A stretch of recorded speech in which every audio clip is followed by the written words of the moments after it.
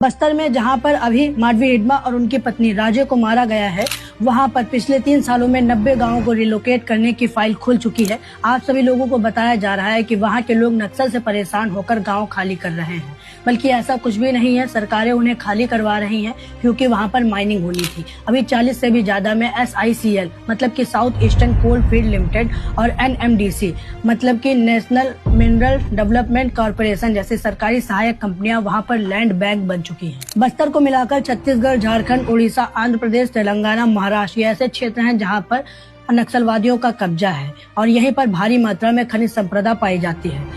नक्सलियों की वजह से बड़े बड़े पूंजीपति वहां तक नहीं पहुंच पाते हैं, इसीलिए अजीब अजीब बातें बनाई जाती हैं कि नक्सली आदिवासियों का दमन करते हैं, और ये बात सत्य है। कई बार दमन करते हैं, जैसे लेवी वसूलते हैं, आदिवासियों के बच्चों को जबरन नक्सल भर्ती कराते हैं और कई बार अपने राइवल्स को हटाने के लिए आदिवासियों की हत्या भी करते हैं। लेकिन एक बार वहाँ की पुलिस का भी दमन देख लो। 2024 और 25 में हुए ऑपरेशन कागर जैसे अभियानों में 200 प्लस निर्दोष आदिवासियों को मार दिया गया नक्सली समझकर, और अभी जल्द ही बीजापुर के एक निर्दोष रसोइये महेश कुडियाम को मार दिया गया इनामी नक्सली बताकर। मारे गए 7 में से जो एक महेश कुडियाम, जिसे पुलिस को 1 लाख का इनामी और इंद्रावती एरिया के पार्टी सदस्य बता रहे हैं, वो दरअसल इस गांव इस स्कूल का रसोइया हुआ करता था। जिसने उसे यहाँ से जिंदा पकड़ा।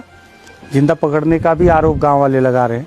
बता रहे हैं भैंस धोने ले गया था और फिर जब इनको पता चला 2 दिन तक वापस नहीं लौटा और गए तो उसकी लाश लेकर लौटे। और अंत में मैं बस इतना ही कहूंगा, तुम जितने निर्दोषों को मारोगे उतने ही नक्सल बढ़ते जाएंगे, क्योंकि ये काम करने के पीछे की आपकी नीयत गलत है। मैं कार्ल मार्क्स की विचारधारा का समर्थन करता हूं, जिन्होंने हमें राजनीति करनी सिखाई, और चाइना के तानाशाह माओ जेडोंग से आई नक्सल विचारधारा का समर्थन बिल्कुल भी नहीं करता हूं। और कम्युनिस्ट मैनिफेस्टो भी यही कहता है कि ये लड़ाई केवल बंदूक की नहीं बल्कि न्याय और संसाधनों की है। अगर सरकार सच में नक्सलवाद खत्म करना चाहती है तो पीसा एक्ट और फॉरेस्ट राइट्स एक्ट 2006 पूरी तरह से लागू करे और बिना ग्राम सभा की सहमति के कोई प्रोजेक्ट न लाए, और सरकार भी डायरेक्ट जंगल संपत्ति कॉर्पोरेट्स को न सौंपे और आदिवासियों को जंगल जमीन का हक दिलाया जाए। वैसे भी ये कोई भीख नहीं मांग रहे हैं, ये मूल निवासी है भारत के, इनका हक बनता है इस पर।